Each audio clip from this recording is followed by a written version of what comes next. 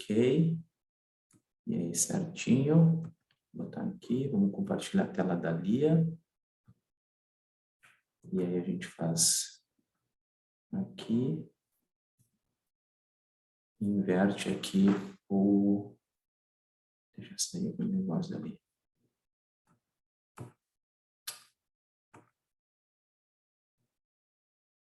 Coisa.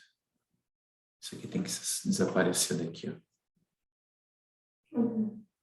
Essa barra aqui, entendeu? Ela demora às vezes. Ah, sim. Que saco.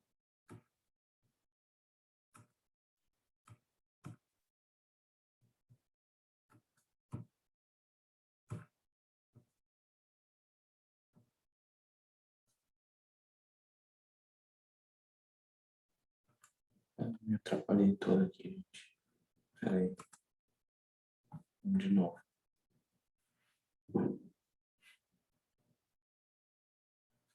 Tá fazendo.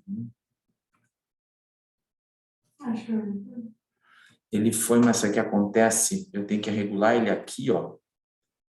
Porque senão ele fica num modo, na gravação, ele fica muito ruim. Tá todo tela cheia aqui.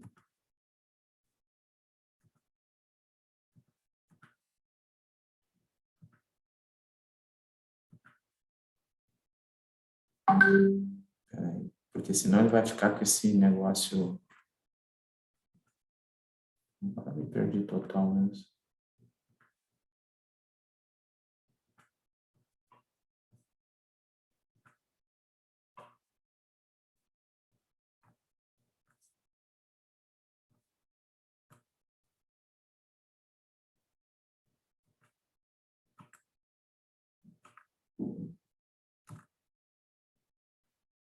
Consigo voltar ao troço? Gente do céu.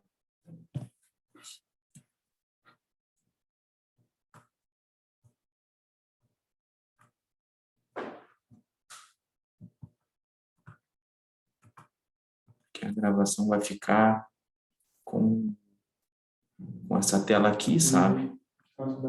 É. Aqui eu tiro o speaker.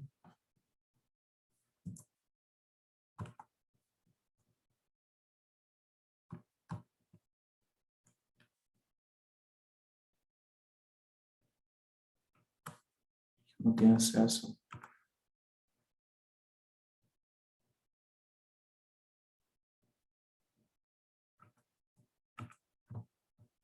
Jesus.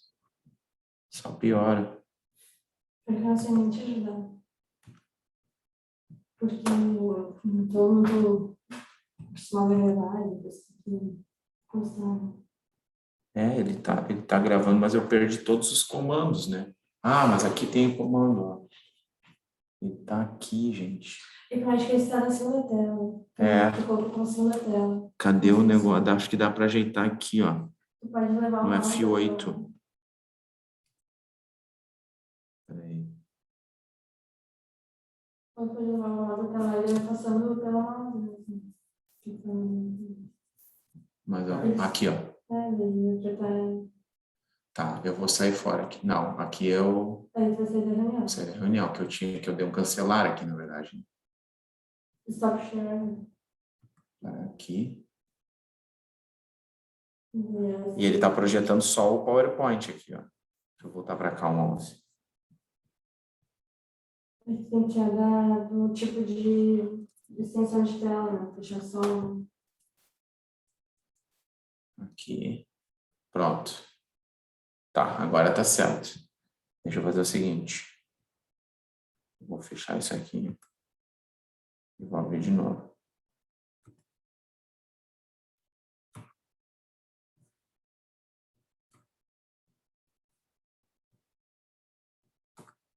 Tá.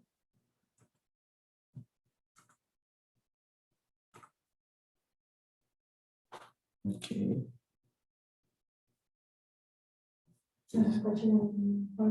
Fiz a mesma coisa.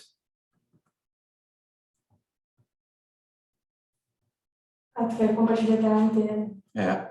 Então, aí tu seleciona só a PowerPoint, tu colocar compartilhar de novo e selecionar para um guia. Scrum. Aí, só para fechar. Agora eu fechei agora o PowerPoint. Ah, se tu apertar Share Screen, vai compartilhar a tela inteira. De novo. Ok. Se tu colocar Screen, vai compartilhar a tela inteira. Vai aparecer compartilhando tudo. Mas ele tá esquisito ainda. Porque isso...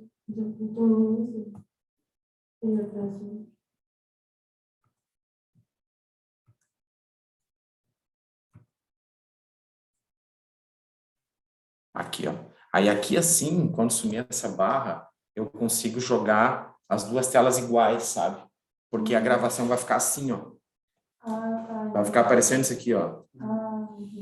Entendeu? Só que isso aqui, na verdade, ele sumiria ali, entendeu? Ele desapareceria. Quer ver eu te envio de outra forma? Não, é aqui mesmo o negócio. Deixa eu te enviar como... Deixa eu ver se eu consigo tirar isso aqui daqui, ó. Sem apertar nada, entendeu? Não fica. Aqui, ó. Ó. Agora sim. Agora a gravação vai ser igual essa aqui. Aí, desculpa aí, pessoal. Agora vai. Eu acho que a gente bota aqui para aparecer. Sim, sim.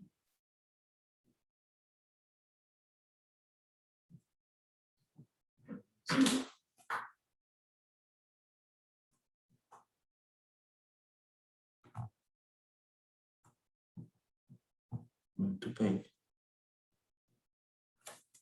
Acho que deu.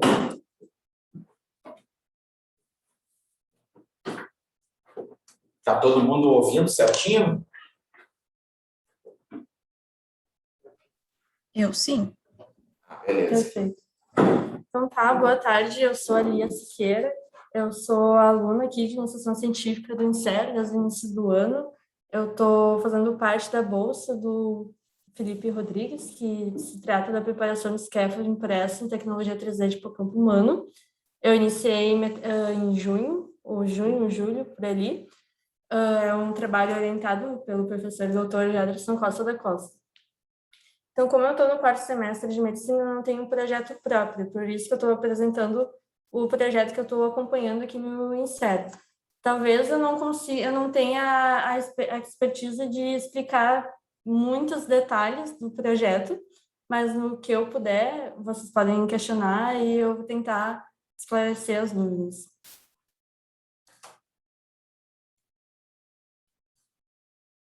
Acho que bota um ladinho ali, vai. Aí. Agora foi. Então, para iniciar, eu gostaria de fazer uma introdução sobre a tecnologia dos biomateriais. Na primeira geração, o foco era a inércia biológica. Era muito utilizado o carbono perolítico em várias composições de válvulas cardíacas. Já a segunda geração, ela focava numa ação biológica. Então, começou a ser utilizado materiais que eram absorvíveis e que se integravam aos tecidos, como a gente pode observar nos implantes ósseos. Já na terceira geração, o foco era a retomada da homeostase celular. Então, o foco principal dessa terceira geração, que é o que a gente está vivendo hoje, é uma regeneração, uma substituição do tecido funcional completo e que não tenha resposta de rejeição do hospedeiro. Então, é praticar basicamente tutorial, alguma coisa in vitro que funcione em vivo também.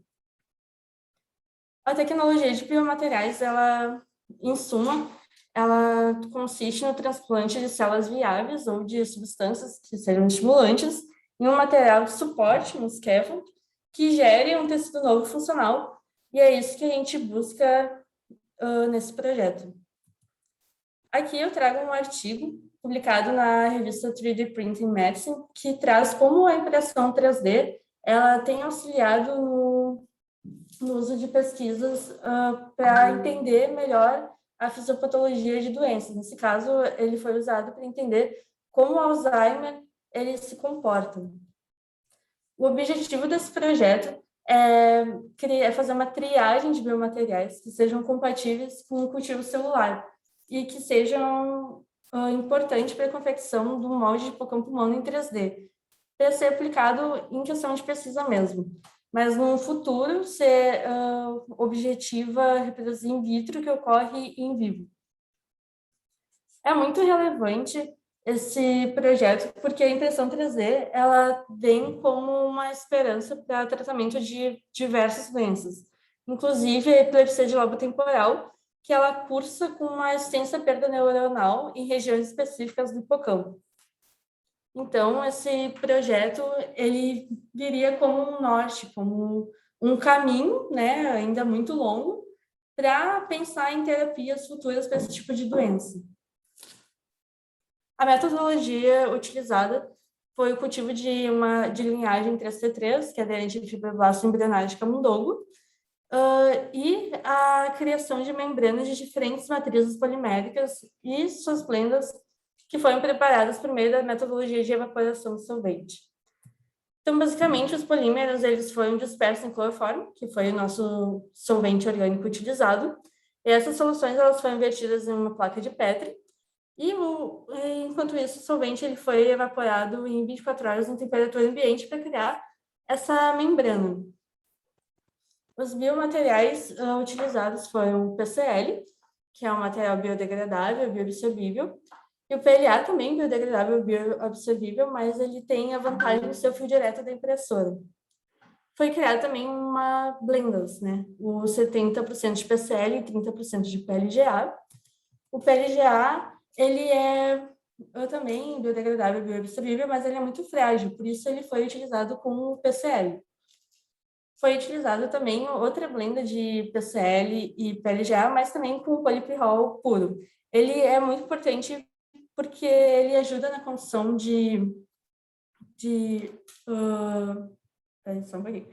ele ajuda na condição do estímulo neuronal, mas ele não é solúvel, por isso que ele foi usado em cima sobre a mescla de PCL e PLGA. Aqui para elucidar, eu trouxe a membrana já pronta. Essa é a que eu falei por último, com o polipirrol, que é insolúvel. Então, para analisar o projeto, o estudo e os biomateriais, foi feito o MEV, que é a microscopia eletrônica de varredura, para avaliar se como está a superfície desse biomaterial. Foi feito também infravermelho, para analisar se teve alguma mudança no grupo funcionais desses biomateriais quando em meio de cultura. Também foi utilizada a técnica de adesão, tanto direta quanto indireta, para ver como as células elas aderem a esses biomateriais que a gente selecionou. Também foi feito um teste de MTT para ver a viabilidade celular junto a esses biomateriais. Como resultado da MEV, a gente pode observar que no PLA, num período de 7 dias, ele se mostrou mais rugoso do que o controle, que foi um material que não foi exposto ao DMEM, né, que o meio de cultura. O polipirrol ele também se mostrou mais rugoso no período de 7 dias. Já a blenda 70-30 se mostrou mais plano no período de 7 dias em relação ao controle. E assim como o PCL também se mostrou mais plano. Em relação ao infravermelho, os resultados foram um pouco parecidos, porque nenhum material mostrou alteração no grupo funcional, como a gente pode observar. Então, quer dizer que o meio não transformou o biomaterial que a gente está triando, né? O meio não mudou o que era o biomaterial. Então, o resultado foi que o PLA e o PPY, que é o polipirrol, se mostraram mais rugosos e, como eu disse, o infravermelho não trouxe nenhuma alteração nos grupos funcionais do período analisado. Já na questão de adesão celular, a gente pode ver que o PLA e a blenda 70-30 não mostraram diferença significativa entre si, de adesão, mas mostraram eficiência em relação ao controle, que é um material que a gente já utiliza na cultura normalmente e apresenta uma adesão celular boa. Então, os 70% o 70-30 e o PLA, eles são igualmente eficazes. Já a adesão indireta foi utilizada, nós utilizamos duas estratégias, né? Como eu comentei, a adesão direta e indireta. A indireta foi para ver como o biomaterial ele se comporta, não diretamente com a célula, mas se ele estar perto da célula, se ele afeta. Então, foram utilizadas duas estratégias. As células elas foram cultivadas sempre em meio condicionado, que é um meio que foi exposto ao biomaterial por um tempo, e também as células foram expostas ao meio condicionado somente no período da adesão e depois foram cultivadas em condições normais. Então, o meio, para explicar novamente, o meio condicionado, ele é o meio que teve contato com o biomaterial, para ver se isso teve alguma alteração e faria alguma alteração para as células. Então, como resultado, no PLA, em meio condicionado por 7 dias, teve uma redução significativa da adesão celular, quando comparado ao grupo que foi sempre cultivado em meio condicionado. Já no polipirrol, meio condicionado por 24 horas, as células também tiveram um potencial menor de adesão quando cultivadas em condições normais e recém-cultivadas em meio condicionado, comparando com as células, né, cultivadas em meio condicionado e em meio normal na situação de adesão.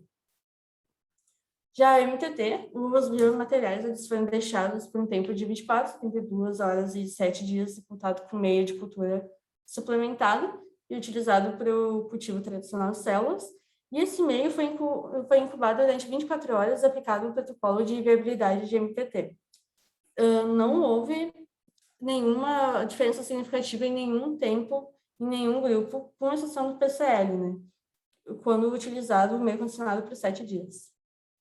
Então, como conclusão, a gente pode aferir que o PLA é um bom candidato, porque ele permite a adesão celular e ele tem uma vantagem que é ele permite execuibilidade ao projeto, porque ele é o fio direto da impressora.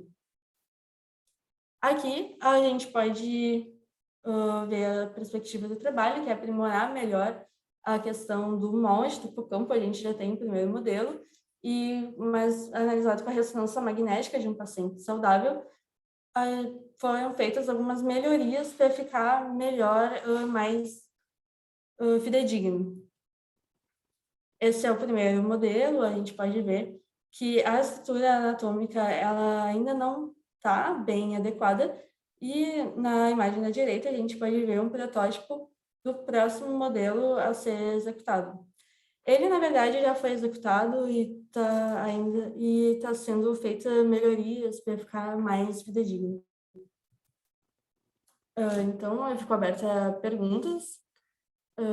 Podem abrir o microfone ou mandar pelo chat mesmo. Muito bem, Lia. Vamos tirar, pode ficar, vamos tirar aqui o compartilhamento. Aí fica a tela mais cheia, ok? Muito bem. Obrigado, Lia, pela apresentação. Eu não sei daí agora se o Fábio e a Paulinha querem começar a comentar um pouco, fazer algumas perguntas para a Lia dentro da perspectiva do projeto dela. Uhum. Eu primeiro gostaria de agradecer pela apresentação, foi muito boa a apresentação. Gostei bastante do trabalho, assim, eu acho que ele tem uma importância muito grande, né? Então, questão de doenças do Alzheimer e tal. E a minha pergunta é se esse modelo, assim, que o Felipe, que vocês estão trabalhando, ele está relacionado só com Alzheimer ou pode ser usado para outras doenças, assim, do hipocampo, né, que relacionado com o hipocampo? Ou é só direcionado para o Alzheimer? Na verdade, ele é mais focado assim, em doenças como a epilepsia de lobo temporal, que cursa com a perda de redes neuronais no hipocampo. Mas, como eu falei, vai ser um modelo utilizado em pesquisa e não para só a epilepsia de lobo temporal, por exemplo, mas também para outras doenças que cursam com a perda de tecido neuronal. E futuramente não apenas no hipocampo, né? Esse projeto ele pode ser aplicado em outras áreas do córtex também. Uhum. Ah, entendi. Então, ele é bem abrangente, assim, então, esse projeto não é só focado em alguma doença Então, específica, então. isso. No momento foi focado principalmente na questão do hipocampo, Uhum. mas o projeto em si, ele visa fazer essa triagem dos biomateriais. Então, no momento que se descobre que tal biomaterial, tal blenda é melhor para realizar esse modelo, esse molde, ela impede que esse biomaterial seja usado para fazer outro molde de outra parte Ah, que ia entendi. ser estudada. Aham. Então, tem muita questão da avaliação do material em si, Isso, o do professor material, da Paulo foi ali composição dele. também, ele está super Aham. presente no projeto, né? Um dos orientadores. Porque esse projeto, eu só vi o Felipe ali fazendo, né, as impressões 3D, mas eu nunca cheguei a perguntar mesmo como funcionava. Mas é interessante, eu achei bem interessante, bem legal. Acho que é isso, assim, que eu tenho de pergunta. Eu gostei bastante. Beleza, Fábio. Obrigado, Fábio. Paulinha, quer fazer algum comentário, alguma pergunta? Sim, sim. Eu queria parabenizar a Lia. Eu vejo que ela está sempre bem envolvida ali, auxiliando o Felipe em todas as etapas, e ela trouxe muito bem a apresentação. Só ali no início eu fiquei em dúvida em que momento que usaram as 3T3, se foi só nos testes de adesão depois, não ficou muito claro, porque foge um pouco do que eu estou habituada no laboratório, e eu acho muito inovador esse projeto do Felipe. Então, por isso que surge a curiosidade. Não, pode ser uma parte de ignorância minha, não que tu não tenha deixado claro, só para mim entender mesmo. Tu fala As, bem no início que usou as T3T3. as 3T3, elas foram usadas no ensaio de adesão direta e indireta e também nos testes de viabilidade celular. Foram utilizadas as 3T3 também.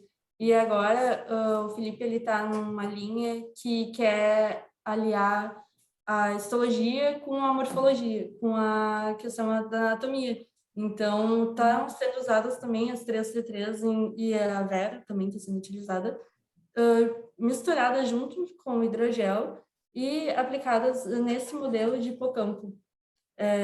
Mas isso é mais uma coisa mais para frente ainda. Ele está trabalhando a ideia.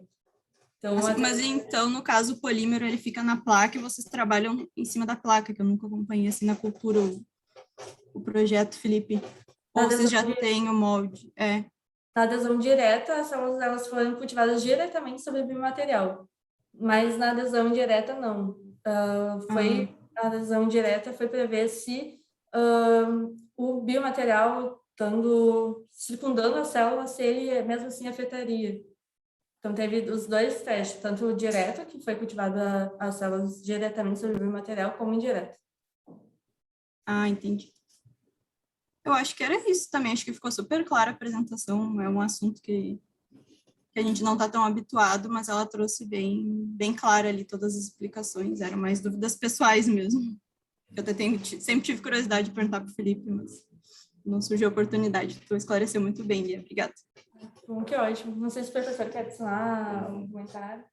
Muito bem. Acho que para pegar o gancho assim da Paulinha e do Fábio, todos aqueles testes que ali apresentou de viabilidade, de adesão, foram os testes preliminares para escolha do melhor material para imprimir aquele molde rígido que a Lia mostrou ali, né? E depois foi utilizado uma ressonância magnética de um paciente, de um indivíduo, né, participante não doente, que não tenha nenhuma alteração hipocampal, para pegar as medidas anatômicas mais compatíveis com um cérebro adulto. E isso foi impresso lá no Tecnopuc, numa impressora 3D convencional, que aquece o filamento, né, derrete o filamento e faz a impressão 3D. A escolha do material, ela poderia ter sido somente com base bibliográfica, porque sim, já se tem isso, o PLGA não é citotóxico, o PMMA não é citotóxico, mas a gente fez algumas combinações pensando em fazer coberturas também da matriz mais rígida, né, para melhorar a condição de adesão das células. usamos esses dois mecanismos, a viabilidade celular, que é o abre portas, é o lava-chão de quando tu vai testar qualquer material, e os materiais às vezes se comportam de formas diferentes, mesmo um material muitas vezes que já está no mercado, principalmente na odontologia, quando ele volta para um teste in vitro, existem diferenças entre o potencial citotóxico que pode ser detectado por um ensaio de MTT como aquele ali, né? Que o MTT, claro, ele vai dosar, vai quantificar a viabilidade daquelas células com base no quanto aquelas mitocôndrias conseguem metabolizar aquele sal. Se tiver alguma alteração em que a célula, aquele conjunto de células já começa a reduzir a sua capacidade metabólica, a gente sugere que isso seja uma redução na viabilidade daquele conjunto, seja por perda de célula ou por a célula que já está, né, num metabolismo mais diminuto, que em cultura de célula é sinônimo de malefício, né? Quanto mais proliferativo o processo, mais contente as células estão no ambiente de cultura. Isso é praxe. Quando faz ensaio de population doubling, de crescimento celular, a tua célula em cultura, quando ela está senescente, o primeiro diagnóstico ela parou de ter um population doubling de 24 horas, que eu estava acostumado. Ela começa a ficar mais devagar, né? Então, a gente fez o MTT para testar aquelas combinações, 70, 30, 30, a combinação de diferentes proporções de materiais conhecidos, inclusive materiais utilizados para próteses e etc. E, então, elencou com base nisso, né, alguns materiais que se deram melhor, né? Ok, e aí vem a adesão. Bom, mas a célula adere bem a esse material que vai ser impresso, né? Que a ideia, nós não tínhamos ainda a impressora da biotinta, né? A impressora que agora a gente tem, que a gente consegue fazer um construto tridimensional já com um material biocompatível sem necessidade de aquecimento de filamento. Então, vamos ver a adesão. Daí a Lia falou, usamos duas ferramentas, né? Uma, colocar a célula em cima do material e contar aqueles núcleos, cora com intercalante, conta os núcleos e vê qual é o comportamento. E compara com uma placa de cultura, que é o padrão ouro, como eu disse. Ele consegue ver, bom, tem umas blendas que não se comportam tão bem, outras que vão tão bem quanto o controle. Muitas vezes acontece de ter o material testado ser melhor que o controle, já aconteceu isso comigo, testando material.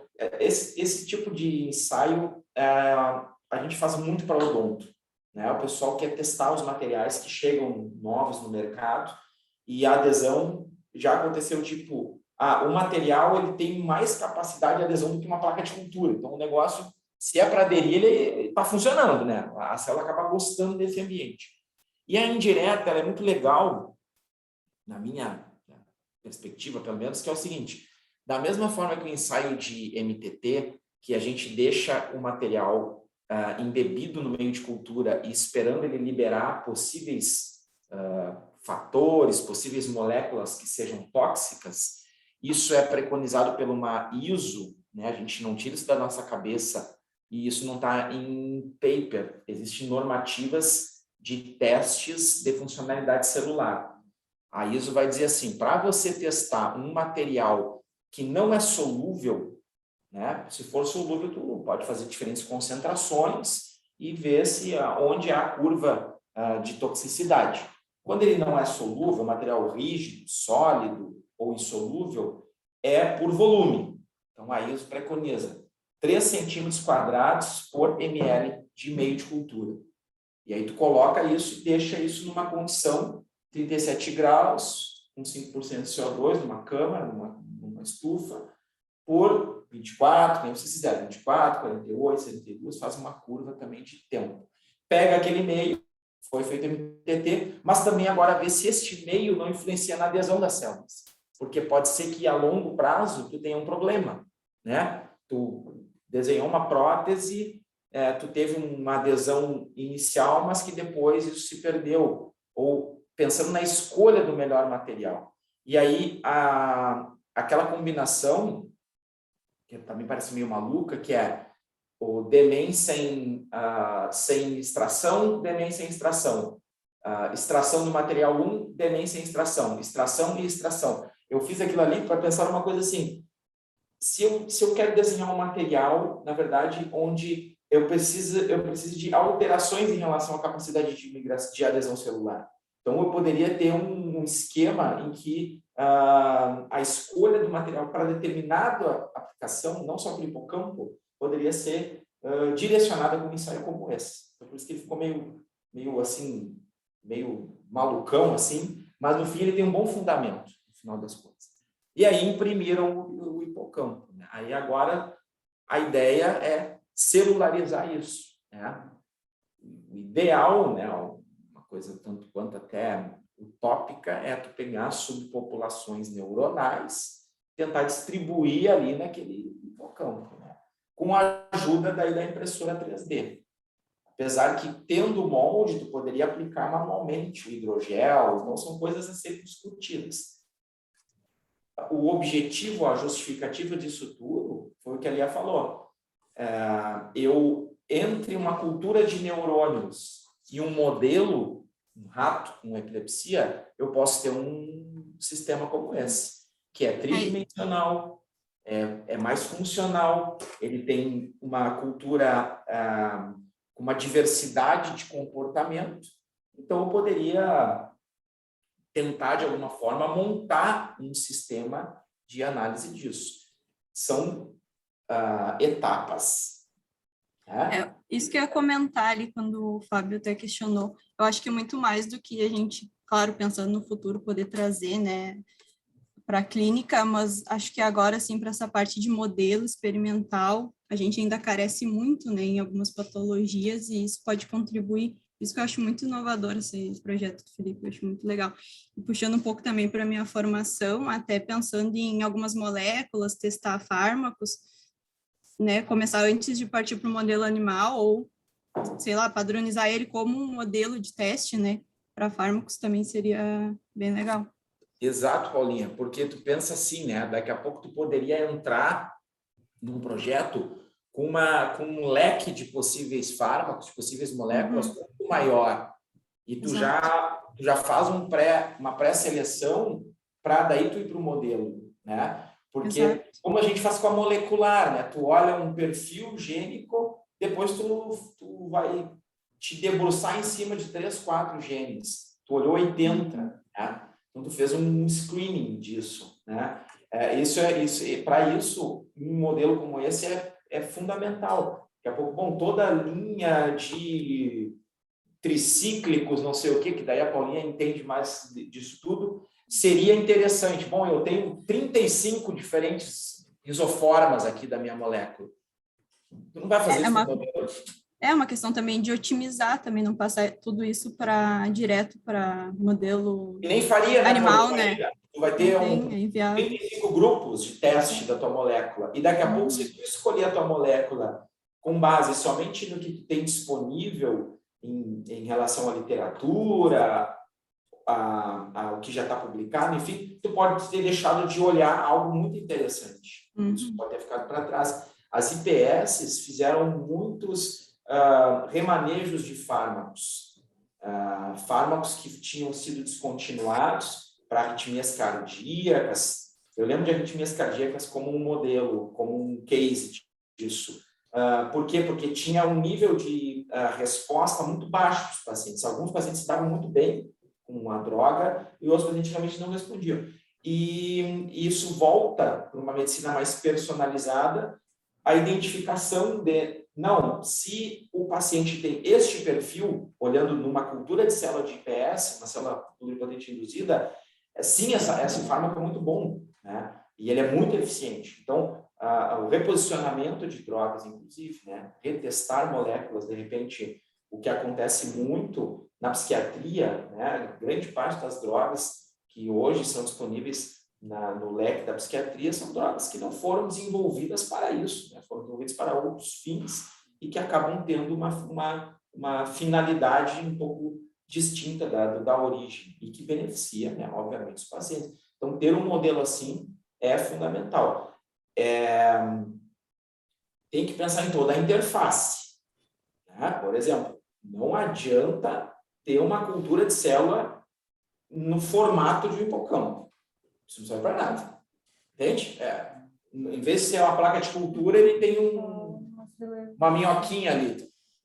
Agora, tem que pensar nisso, né? Como é que vocês vão dar continuidade? Daí, quando tu estiver no mestrado, tal, etc, né? Isso que eu ia comentar também.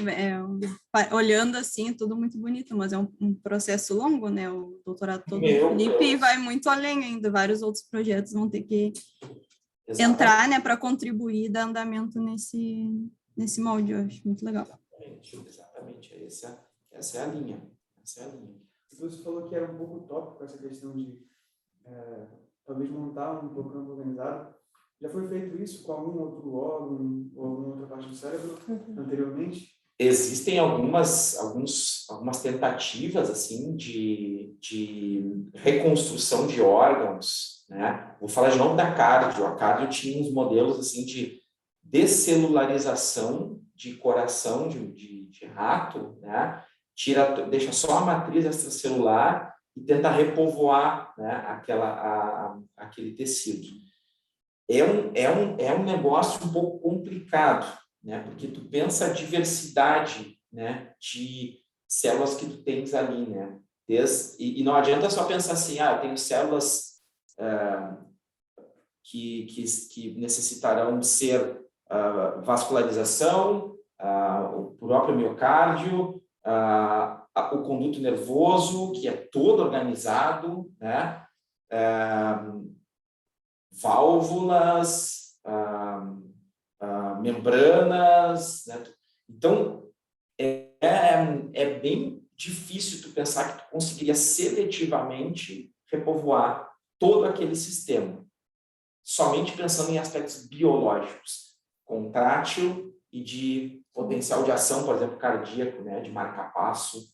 Imagina o cérebro. Aí tu te perdeu mais ainda, né? Então, existem boas perspectivas, mas, assim, é realmente bem difícil hoje, com a tecnologia que se tem hoje, de conceber uma construção tão organizada, né?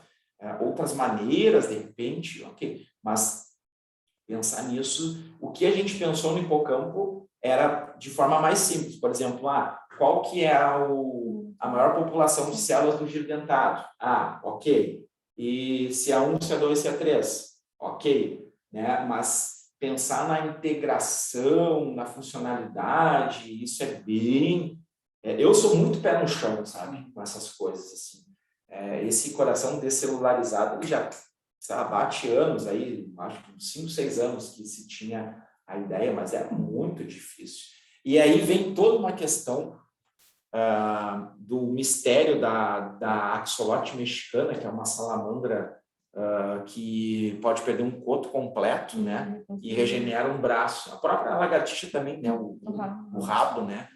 E a axolote mexicana, ela pode perder 70%, 80% da capacidade cardíaca que ela regenera o coração, né? Então, tipo, o que tem na matriz de célula, do coto de célula-tronco, que tu tem tecido medular, ósseo, periósteo, muscular, vascular?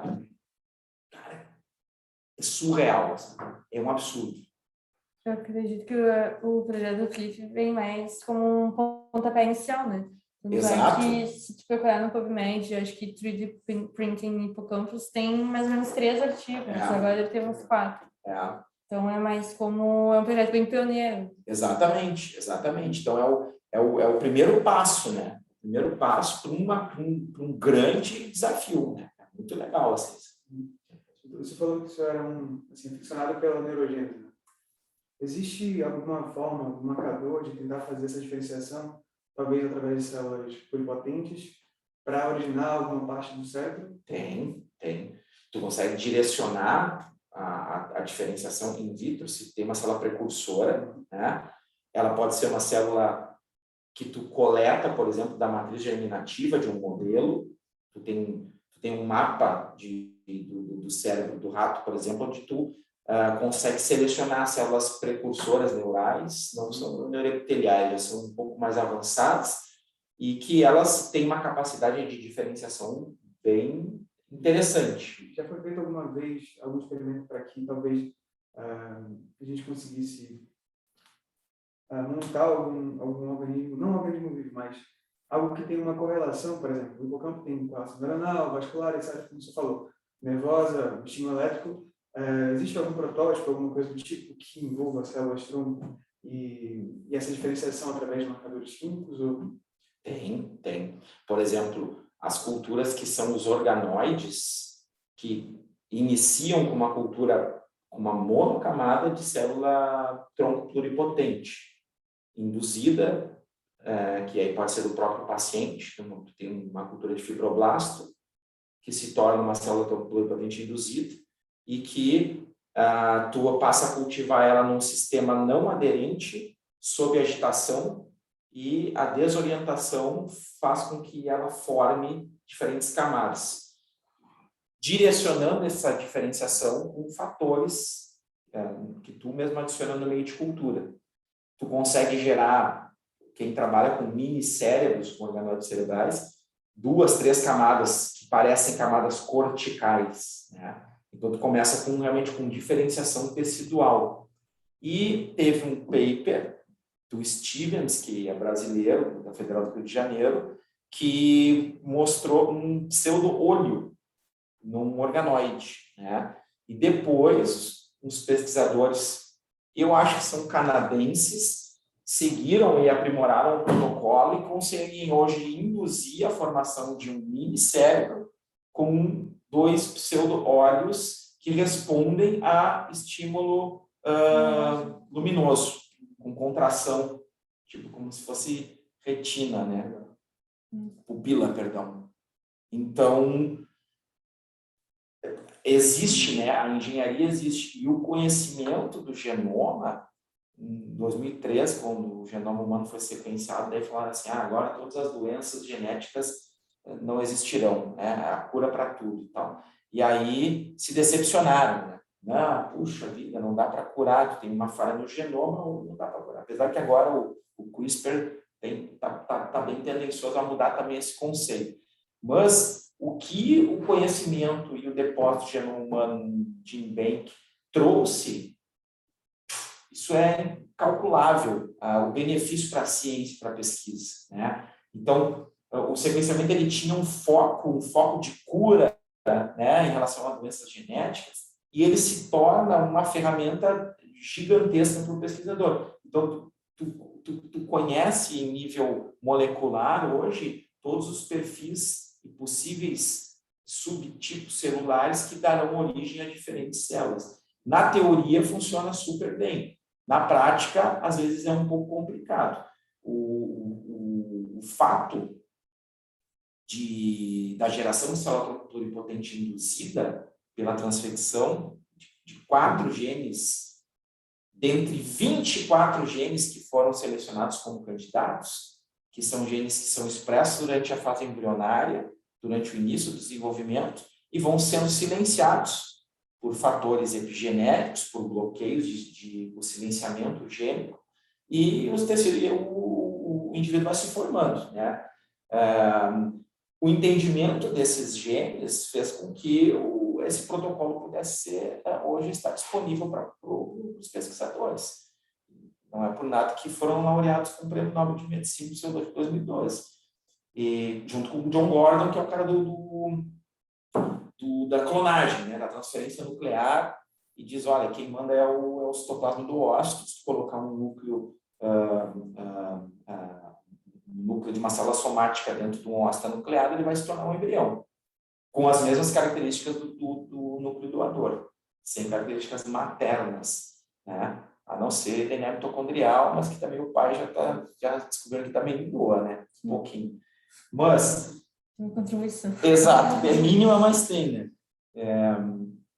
Então, o que acontece é então, a potência desse sequenciamento, do sequenciamento do genoma, traz essas ferramentas. Então, hoje, tu consegue mapear isso. Claro que é bem difícil, tem que ter ferramentas de bioinformática, etc. mas tu tem, olha, tal e tal molécula estimula, é um fator de transcrição para tal e tal gene que vai direcionar uma diferenciação assim, dessa forma. E in vitro tem protocolo para o que tu imaginar dentro da neuro, sabe? Eu quero de uma precursora para um astrócito, quero uma precursora para um oligodendrócito, uma precursora para um neurônio cortical, quero um neurônio dopaminérgico, glutamatérgico, tudo tu tem como direcionar. E aí tu pode ir lá no final da diferenciação ver se realmente eles são os neurônios que tu espera, né? Daí, claro, em relação ao que eles estão secretando, que tipo de neurotransmissor ele está secretando. E se tu conseguir ver funcionalidade, melhor ainda, né? Mas técnicas existem, né? Mas são bem trabalhosas, culturas de longo prazo, né? Que daqui a pouco são culturas mais difíceis, tu precisa cultivar 30, 40 dias, às vezes desde o início até o final da tua reprogramação e diferenciação. Então, isso requer, assim, a necessidade de nada de errado acontecer, não houver uma contaminação, não houver nenhum problema com o teu cultivo, etc. Mas há uma possibilidade. Eu acho que para os próximos anos isso ganha muita força, né?